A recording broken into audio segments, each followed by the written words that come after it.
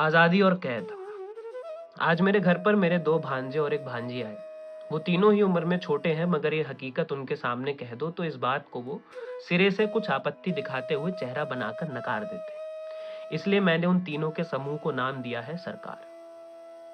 हाल फिलहाल ही उन्हें जल्दी से बड़े होने का चस्का लगा है, क्योंकि बड़े होने का मतलब था आज़ादी। ये छोटे स्वतंत्रता सेनानी अपनी आज़ादी के लिए छोटी-मोटी क्रांतियां करते रहते थे, जैसे कि अंग्रेजी अफसर के ना होने पर नमकीन चुराकर खाना, जो अंग्रेज अफसर ने सिर्फ उन लोगों के लिए रखी थी जो बाहर से आते थे।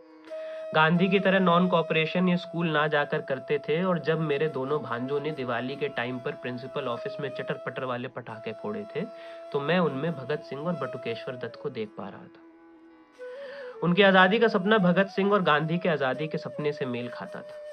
मगर ये तीनों जब आंखों में उम्मीद और आस लिए मुझसे पूछते थे कि आजाद होना कैसा लगता है, तो मैं चुप ही रहता था। मैं उनके आजादी के सपने को तोड़ना नहीं चाहता था, क्योंकि मुझे मिली आजादी मुझे हिंदुस्तान को मिली आजादी जैसी लगती थी। इन तीनों में सबसे बड़ी मेरी भांजी थी। भांजे दोनों उससे छोटे थे।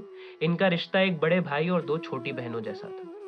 अचानक खेलते खेलते रसोई से आवाज आई कि गुड़िया जरा खाना बनाने में हाथ बटा दे। पहले तो तीनों ने ही इस बात को अनसुना कर दिया, फिर एकदम से इनकी माँ ने वही शब्द फिर से दोहराए, मगर इस ध्वनि में कि ऊपर वाले फ्लोर पर बैठी लड़की को लगा कि उसे बुलाया जा रहा है रसोई में। गुड़िया रसोई में घुसी और नाक सुकड़ाते हुए एक प्रश्न किया कि माँ, मैं ही क्यों मदद करूं? वो दोनों को भी बोलो ना। इतना कहते ही वहां मौजूद मेरी मम्मी, मामी, नानी, बुआ, चाची और बाकी औरतों को सांप सूंघ गया। और हो भी क्यों ना, आखिर गुड़िया ने औरतों में बसी पितृसत्ता को सबसे बड़ी चोट देने वाला प्रश्न पूछ लिया था। उन्होंने उसे बेबस आंखों से ऐसे देखा कि मानो सालों पहले जब वो लोग आखिर में सबका बचा जूठा खाने के बजाय ताजी गर्म फूली रोटियां खाती थी, तब उन्होंने भी यही प्रश्न पूछा था।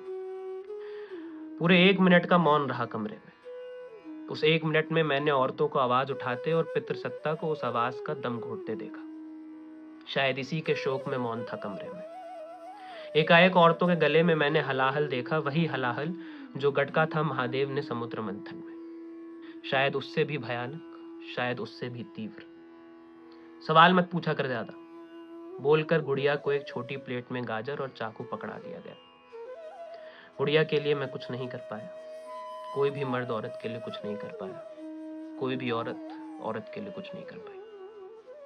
धन्यवाद।